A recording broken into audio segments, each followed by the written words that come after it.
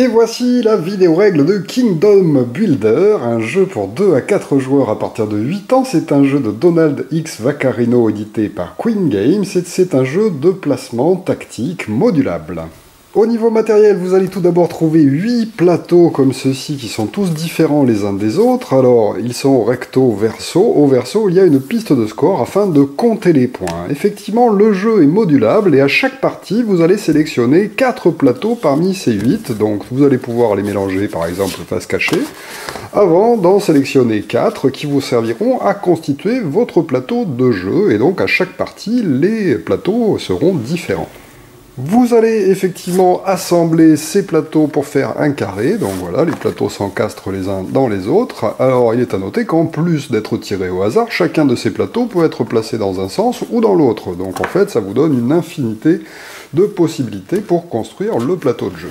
Ensuite, vous allez trouver 4 ensembles de pions à la couleur des joueurs. Effectivement, on peut jouer jusqu'à 4. Chacun va choisir sa couleur et dans sa couleur, on va avoir des petites maisons comme ceci qui vont représenter les différentes cités que les joueurs vont pouvoir construire au fur et à mesure du jeu, ainsi qu'un marqueur pour compter les points en fin de partie.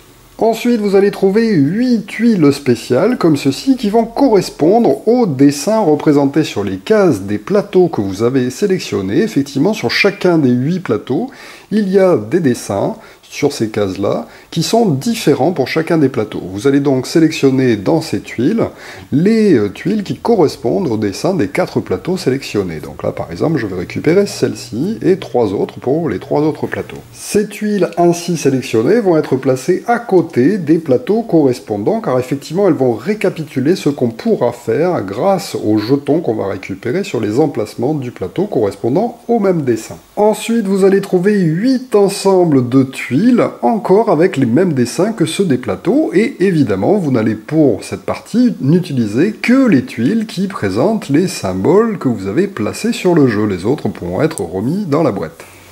Et pour les tuiles que vous avez sélectionnées, eh bien vous allez en placer 2 par case sur le plateau aux endroits correspondants. Donc là, par exemple, 2 ici, de là, et ainsi de suite, de façon à remplir entièrement le plateau. Alors il y a certains plateaux, il n'y a qu'une seule case de dessinée, vous placerez donc 2 jetons dessus, et d'autres où il y a 2 cases de dessinée, vous placerez donc 2 et 2, 4 pions au total sur le plateau correspondant. Ensuite, vous allez trouver des paquets de cartes avec un dos différent. Alors celles-ci avec le chevalier sont les cartes qui vont vous permettre de marquer des points au fur et à mesure de la partie. Elles présentent en fait différents personnages avec différents noms. Vous allez bien les mélanger avant de commencer et ensuite en tirer 3 au hasard qui seront les cartes qui vous permettront de marquer des points au fur et à mesure de la partie.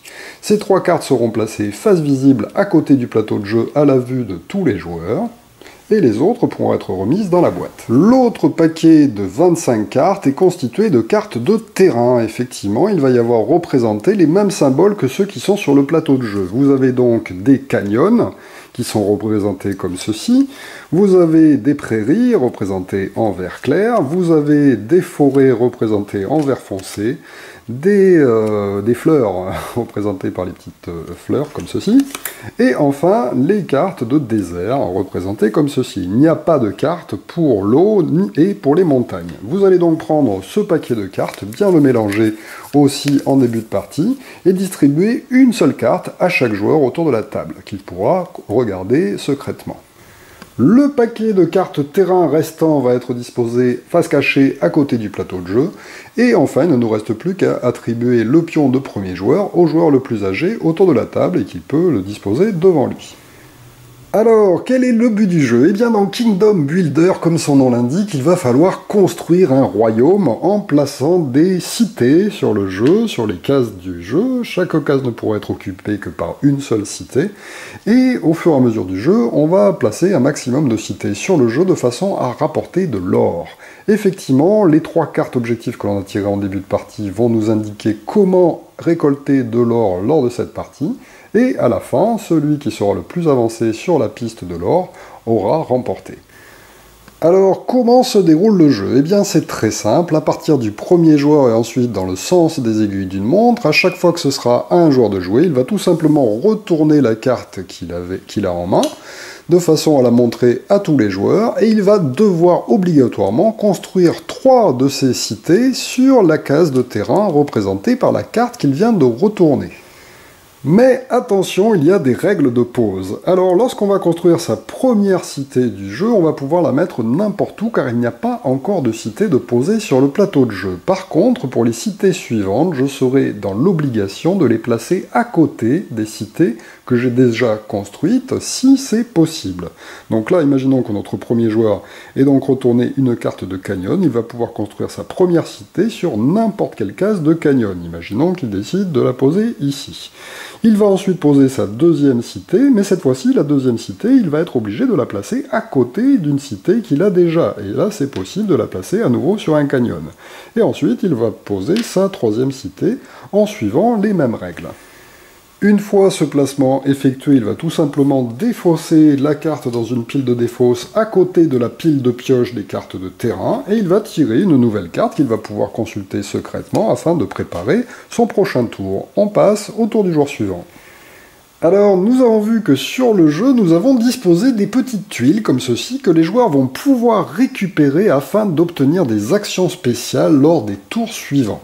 Pour pouvoir récupérer ces tuiles, il faut tout simplement construire une cité sur une case adjacente à cette tuile. On ne peut pas construire directement sur la tuile.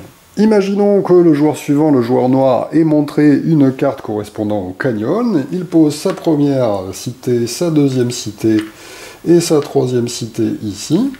Eh bien, il se trouve à côté d'une tuile à la fin de son tour, il récupère donc cette tuile, et la dispose face visible devant lui, c'est-à-dire avec le dessin de la maison dessus, avant de défausser sa carte et d'en repiocher une autre face cachée. On passe au tour du jour d'après.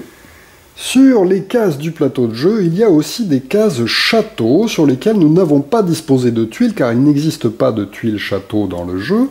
Ces emplacements vont permettre de gagner 3 pièces d'or à la fin du jeu si on a placé une cité au moins à côté du château.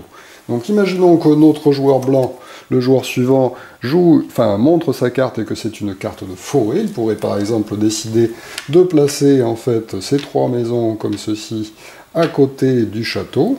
Eh bien, en fin de partie, il marquera 3 pièces d'or parce qu'il connecte en fait cette ville. Alors attention, on ne gagne pas 3 pièces d'or par maison connectée au château, mais uniquement par château connecté. Donc là, 3 pièces pour ce château-là. Alors attention, si un joueur pendant son tour ou au début de son tour ne peut pas placer en suivant les règles de pose, c'est-à-dire à côté de ses propres maisons, eh bien il aura le droit de choisir n'importe quelle autre case de ce terrain. Imaginons par exemple que ce soit au joueur bleu de jouer et qu'il joue une carte de désert, il peut parfaitement décider de poser sa première cité ici, sa deuxième cité il est obligé de la poser à côté de la première, mais là, il n'a plus de désert à côté des maisons qu'il vient de construire, il peut donc construire sur n'importe quelle autre case de désert, il pourrait carrément décider de se poser ici, par exemple, pour gagner une tuile spéciale correspondant à l'endroit où il s'est placé. Alors attention, nous avons vu qu'en début de partie, nous avons disposé 2 tuiles sur ces emplacements-là. Si un joueur s'y connecte, il récupérera une tuile, mais par contre, s'il s'y connecte à nouveau en plaçant une nouvelle maison à côté en fait de la même tuile qu'il connecte déjà, il ne récupère pas la deuxième tuile. Elle sera attribuée à un deuxième joueur qui, éventuellement, se placera aussi à côté de cette tuile-là. Évidemment, quand il n'y a plus de tuiles de disponibles, eh bien, plus personne ne peut récupérer cette tuile en particulier. Par contre, un joueur peut tout à fait se placer à côté de la deuxième tuile représentant le même dessin et récupérer ainsi une tuile d'un côté et une tuile de l'autre. Alors, imaginons qu'on ait fini le tour, on repasse alors au premier joueur qui va montrer à nouveau sa carte. Ah, c'est une carte de canyon. Comme il a une maison à côté sur un canyon, en fait, et qu'il y a encore de la place de disponible, il n'a pas le choix, il est obligé de placer, en fait, ces 3 nouvelles cités sur des cases de canyon. Il décide, par exemple, de se placer ici afin d'embêter un petit peu ses adversaires. Alors effectivement, chaque case ne peut être occupée que par une seule cité d'une couleur de joueur, donc personne ne pourra se placer en même temps qu'un autre joueur sur une même case. Alors, que se passe-t-il lorsqu'on passe au tour d'un joueur qui a récupéré une ou plusieurs tuiles spéciales? Eh bien, au début de son tour, avant de jouer sa carte, il va pouvoir retourner sur la face du pictogramme les tuiles ou la tuile qu'il a récupérée sur un tour précédent, et il va pouvoir utiliser cette tuile pour réaliser une action spéciale lors de son tour. Donc là, par exemple, il peut révéler en fait cette carte qui lui indique qu'il doit placer 3 maisons sur un canyon, mais en plus de ça, il aura le droit à une action spéciale. Celle-ci lui indique, par exemple, pour la grange, qu'il va pouvoir déplacer une de ses maisons déjà en jeu pour l'amener sur une case correspondant à la carte que l'on vient de tirer. Il va pouvoir réaliser cette action spéciale soit avant de placer les 3 maisons normales qu'il doit mettre dans son tour, soit après. Il choisit dans quel ordre il désire faire ses actions. Et cette action spéciale n'est pas obligatoire, alors que le placement avec la carte est obligatoire. Notre joueur noir pourrait donc par exemple décider de commencer par son action normale et de placer ses 3 maisons. Alors attention, on n'a pas le droit de placer 2 maisons par exemple et de faire l'action spéciale entre la pose des maisons. C'est toutes les actions normales et l'action spéciale, ou une action spéciale et l'action normale.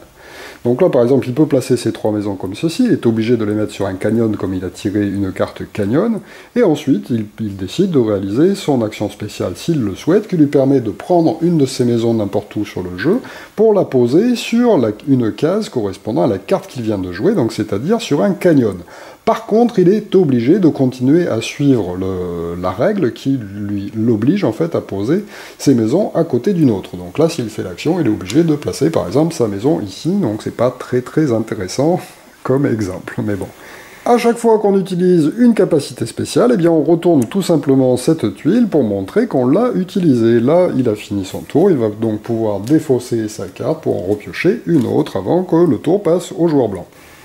Imaginons que notre joueur blanc joue une carte de canyon. Comme il n'a aucune maison qui est adjacente à une case de canyon libre, eh bien, exceptionnellement, il va avoir le droit de placer sa première maison sur un canyon à n'importe quel endroit du plateau de jeu. Donc il prend ses 3 maisons et par exemple, il pourrait décider de poser la première ici. Les 2 suivantes, il est obligé de les poser sur les cases disponibles qui sont à côté, car effectivement, il y a de la place. Et donc, il récupère cette tuile spécifique ici pour la mettre devant lui. Il ne pourra l'utiliser qu'à partir du tour suivant. Par contre, on ne peut pas utiliser immédiatement une tuile que l'on récupère. Alors, continuons un petit peu la partie, et imaginons qu'au bout d'un moment, les joueurs aient récupéré plus d'une tuile. Effectivement, on peut collecter en fait différentes tuiles du plateau de jeu, et donc on va pouvoir réaliser plusieurs actions spéciales. Si chacune de ces actions spéciales ne peut être réalisée qu'une seule fois par tour, par contre, on peut réaliser un nombre d'actions spéciales indéterminé. Donc là, imaginons que ça soit au premier joueur de jouer, il retourne ces 2 tuiles face visible pour pouvoir utiliser leur capacité spéciale, et il révèle sa carte qui est une carte de prairie. Il va devoir donc placer 3 cartes sur une prairie. Sa première capacité spéciale correspondant à la tour lui permet de placer une cité sur le pourtour du plateau de jeu, sur une case à n'importe quel endroit, à condition de toujours respecter la règle de pose, donc là, c'est-à-dire à côté d'une cité, donc là, il va pouvoir en placer une de plus ici, qui proviendra de sa réserve cette fois-ci, et non pas des 3 qu'il place dans le tour, ou des cartes qu'il a déjà, ou des cités, pardon, qu'il a déjà construites en jeu.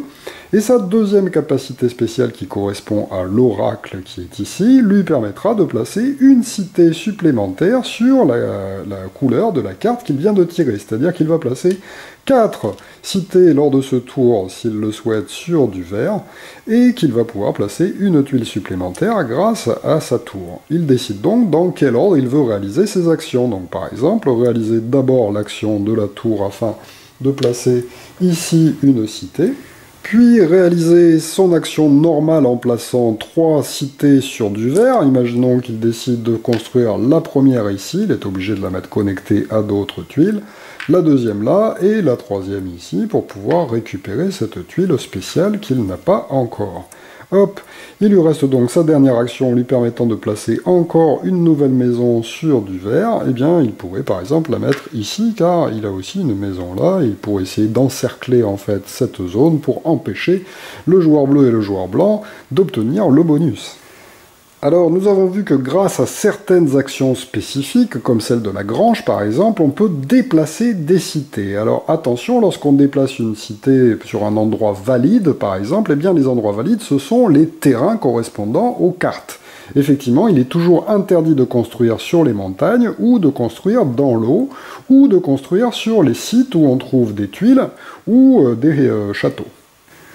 Autre chose, il faut tenter de maintenir les connexions avec les tuiles bonus que l'on a. Si par exemple le joueur noir utilise la capacité de grange pour déplacer cette cité et la placer ici, par exemple, eh bien il perd la connexion avec le château, il va donc immédiatement perdre sa tuile de château. Alors cette tuile n'est pas remise en place, par contre elle est écartée définitivement du jeu si un joueur quitte comme ceci la case. Donc même en revenant se connecter, il ne pourra pas la regagner. Alors, c'est bien beau tout ça, mais pour le moment, nous n'avons vu qu'une seule façon de marquer des points, c'est-à-dire de gagner des pièces d'or en venant se connecter aux différents châteaux qui sont représentés sur le plateau de jeu. Mais il n'y a pas que ça, car effectivement, le maximum des points que l'on va engranger va dépendre en fait des 3 cartes d'objectifs que l'on a tirées en début de partie.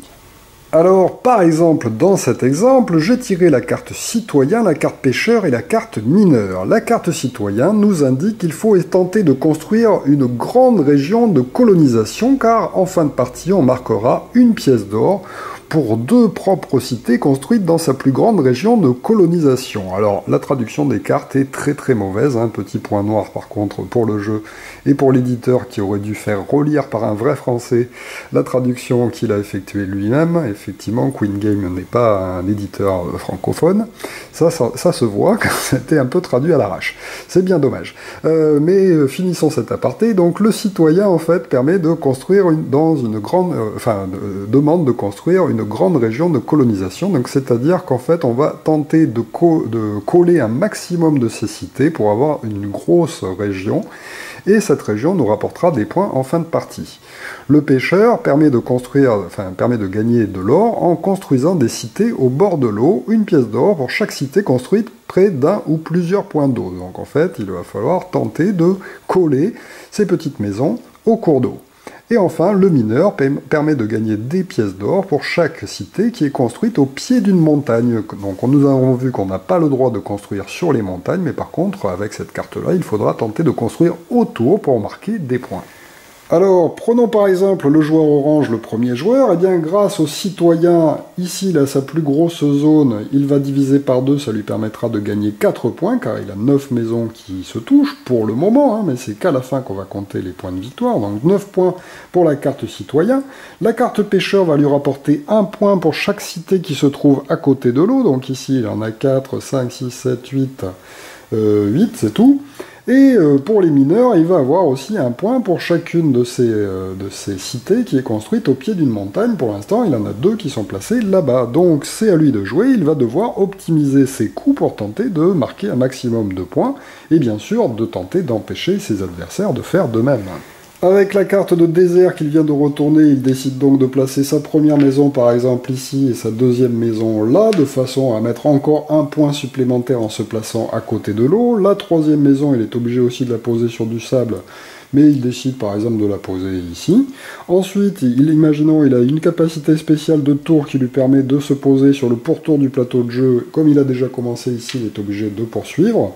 Ensuite, il a aussi une capacité lui permet de rajouter une maison supplémentaire toujours sur la couleur de la carte, donc encore du jaune. Imaginons qu'il décide par exemple de se placer là.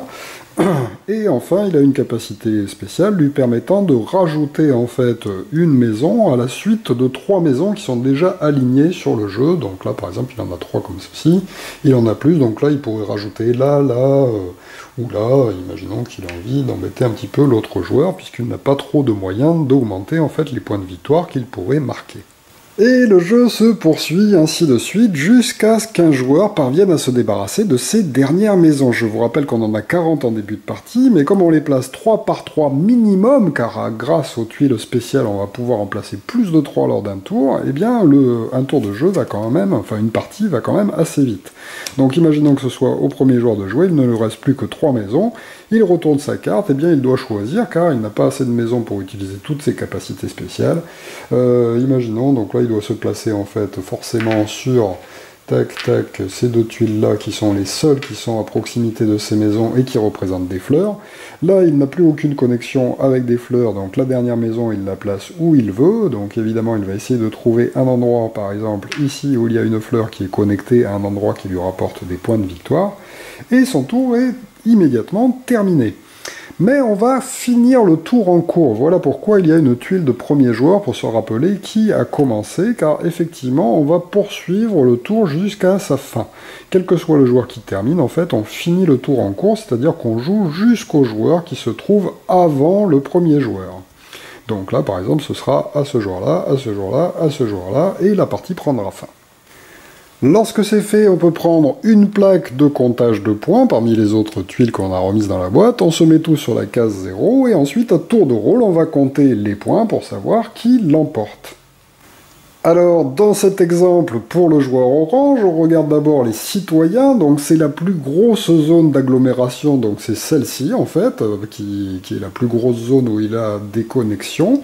Il y a 18 maisons, ça lui fait donc 9 points, puisqu'on compte 1 point pour 2 maisons appartenant à sa plus grosse agglomération, donc hop, on peut avancer son marqueur sur la case numéro 9. Ensuite, pour les pêcheurs, il va marquer 1 point par cité qui se trouve adjacente à de l'eau, à au moins une case d'eau. Une cité qui touche plusieurs cases d'eau ne marque qu'un point.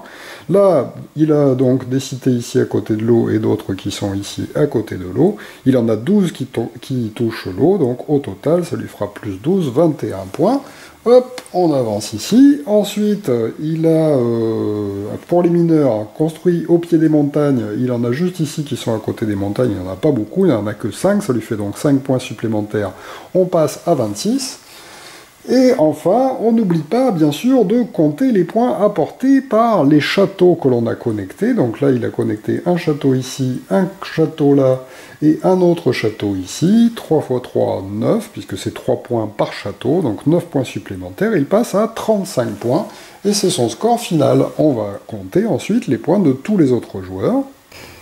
Évidemment, c'est le joueur qui a marqué le plus de points qui l'emporte. Donc là, dans cet exemple, c'est le joueur blanc, grâce à son énorme connexion de citoyens qui se trouve ici, qui marque 14 points, et donc qui permet de faire la différence avec les autres joueurs. Voilà donc pour Kingdom Builder, un excellent jeu de Donald X Vaccarino, qui a gagné d'ailleurs le jeu de l'année en Allemagne en 2012.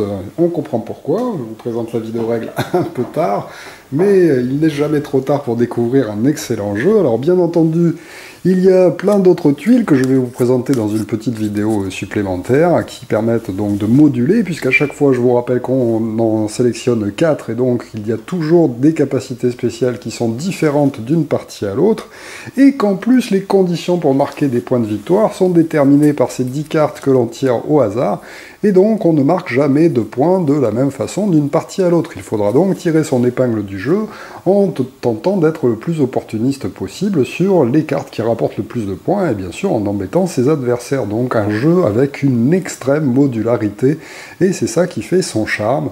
Donald X Vaccarino est un habitué du genre, puisque dans Dominion, son précédent jeu à gros succès, eh bien c'était pareil, il y avait aussi une infinité de possibilités, et des parties qui ne se ressemblent pas les unes les autres, avec des conditions de victoire très très différentes d'une partie à l'autre. Merci de m'avoir suivi, et à très bientôt pour une nouvelle règle de jeu. Au revoir.